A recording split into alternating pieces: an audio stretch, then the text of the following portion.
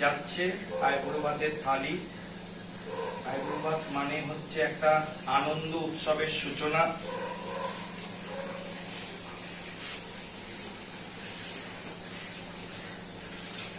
দেখুন আমাদের আইবুড়ো ভাতের থালি।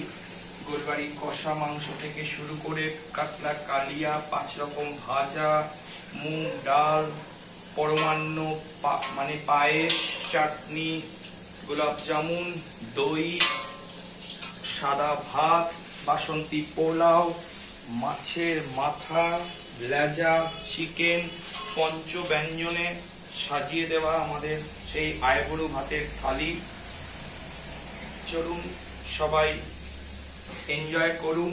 আর যার শুভ বিবাহ তাকে জানাই অনেক অনেক অনেক শুভেচ্ছা, অভিনন্দন নতুন জীবনে পা দেবার আগে।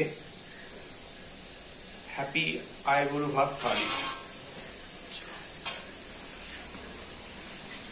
इधर आ जाओ दादा। अरे तुम इधर आओ यार, यही है हमारे बंगाली सर जिनका ये डिश है। वीडियो गाली गाली भरा वीडियो हो गया।